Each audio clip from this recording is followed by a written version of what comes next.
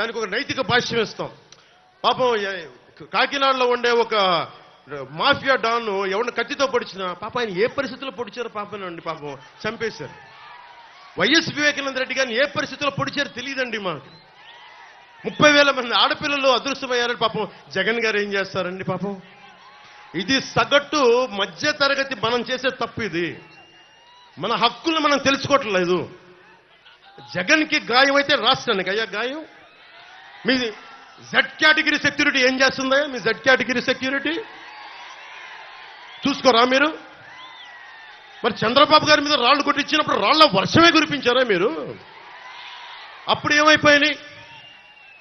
అప్పుడు రాష్ట్రానికి గాయం జరగలేదా? అంటే మీ మీద ఇంత గులకరాయి పడితేనే గాయం అయిపోయినట్టు. ఏమో ఎవడు చేశాడో నా సంతాపం నాకు బాధ కలుగుతుంది. నన్ను అడిగారు ఈ రోజున స్టేట్మెంట్ ఇమ్మని చెప్పారు మా పార్టీ వక్తలందరూ. సార్ జగన్ గారికి ఇలా దెబ్బ తగిలింది అంటే నన్ను ఏం చేయమంటారన్న?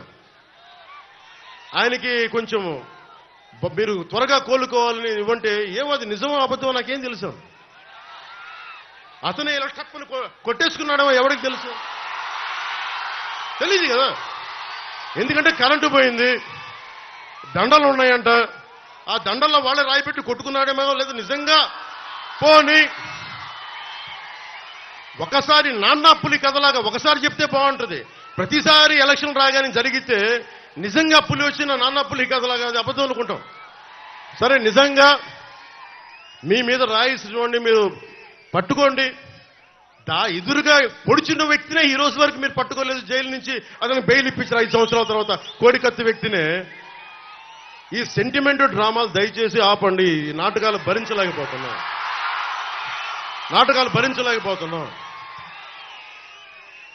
నేను వచ్చేటప్పుడు నా మీద బోల్డెన్ రాళ్లు పడతా ఉంటాయి. మనకి పీఆర్పీ టైంలో నేను ఖమ్మం వెళ్తా ఉంటే నా మీద రాళ్ల వర్షం. మా వాళ్ళందరికీ మోకాళ్ళు ఇరిగిపోయినాయి, నాకు ఈపుల మీద రాళ్లు పడ్డాయి. ఆ రోజున చెప్పుకోవడానికి మీడియా కూడా లేదు. మొత్తం కరెంట్ ఆపేశారు రాజశేఖర రెడ్డి గారి ప్రభుత్వం. మరి దెబ్బలు తిని మేము వచ్చాం. నా స్టేజ్లు కూల్చేశారు. కాదు నేను ముఖ్యమంత్రి కొడుకుని కాదు కదా, ముఖ్యమంత్రిని కాదు కదా. మన కథలు ఎవరికి తెలియవు. జగన్ గారికి ఇంత రాగానే అయ్యయ్యో ఎంత బాధ జరుగుతుందండి. అయ్యయ్యో పాపం.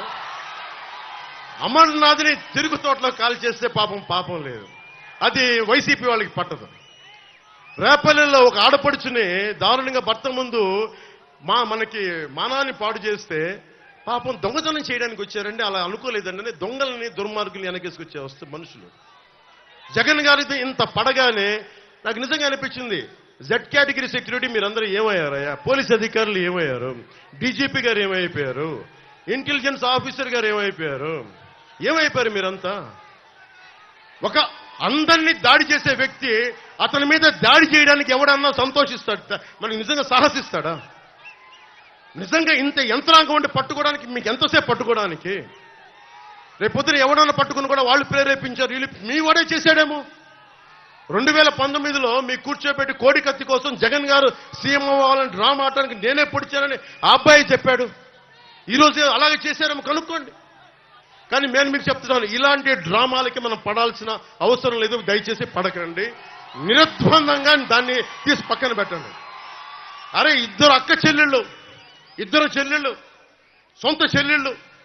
అరే మా నాన్నగారిని చంపేశాడు, మా చిన్నాయిని చంపేశాడంటే అడ్డగోలుగా బద్దలు కొట్టి కత్తితో పొడిచి చంపితే అందరూ గుండి పొడిచి పడిపోయాడండి. వీళ్ళ కథలు మనం ఎలా నమ్ముతాం? ఈరోజు ఆయన వివేకానంద రెడ్డి గారు అమ్మాయి సునీత గారు వైరాలజిస్ట్. ఆవిడ అమెరికాలో చదువుకున్న వ్యక్తి, వైరాలజిస్ట్. కరోనా లాంటి వైరస్ ని ఆవిడ దాని మీద నిజంగా వైద్యం చేయగలిగే వ్యక్తి. ఆవిడ కూర్చొని నా తండ్రిని చంపారంటే ఒక్క పోలీస్ అధికారి దాని మీద మాట్లాడు. CBI central bureau of investigation వస్తే కడపలో కోర్టులోకి వెళ్ళనివ్వరు వాళ్ళని. ఇంత దారుణంగా ఉంటే మనందరం కూర్చొని చేతులు ముడిచి కూర్చున్నాం. మనకు పౌరుషం చచ్చిపోయింది. చచ్చిపోయింది. ఎందుకు నేను వ్యతిరేక ఓటును చీలద్దు ఎందుకంటానంటే ప్రజాస్వామ్యాన్ని కూలి చేసేవాడు ఒకడు కూర్చొని మనందరినీ పొడుస్తా చంపుతా దోపిడీ చేస్తా ఉంటే ఎంతకాలం భరిస్తాం?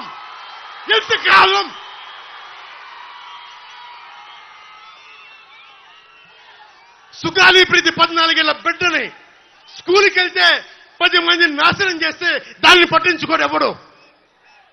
జగన్మోహన్ కి బొక్క పడితే, చిన్న గులకరాయి పడితే రాష్ట్రం అంతా ఊగిపోద్ది. సగటు మనిషి బాధ మనకి తెలియదు. సగటు మనిషి బాధ మర్చిపోయాం. నిజంగా నాకు ఆవేదన ఉంది, ఏడుపు వస్తుంది. తప్పు జగన్మోహన్ రెడ్డి కాదు, మందే. మనకు పౌరుషం చచ్చిపోయింది. ఇందాక తినాలని చెప్పినట్టుగా దాస్యం చేసే కంటే కూడా చచ్చిపోవడం మేలు. దాస్యాన్ని ఆపేద్దాం. I don't want to be politically right. I don't want to be diplomatically right. I don't want to be convenient. I want to be right. అందుకని డిప్లొమసీ పక్కన పెట్టి గుండెల లోతుల నుంచి రాజకీయం చేద్దాం.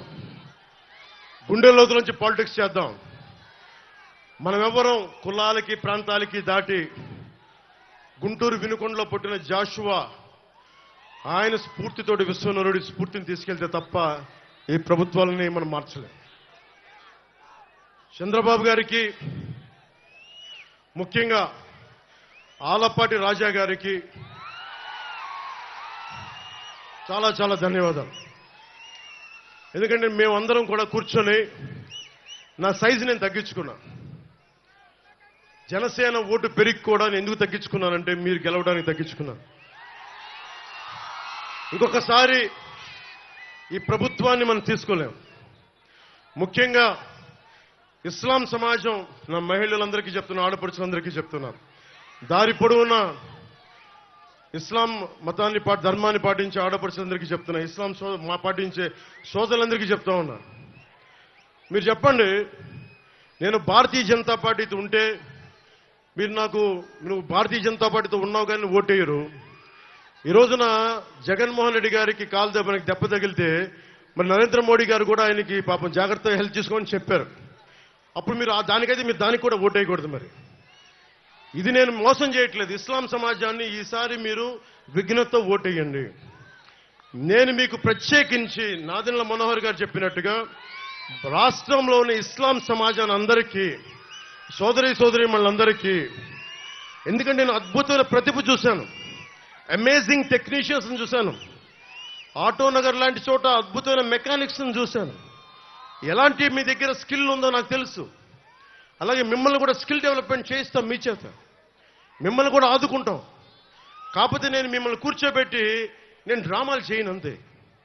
నేను చెప్తున్నాను ఇస్లాం సోదరులు సోదరీమణులందరికీ, అమ్మ నేను మనస్ఫూర్తిగా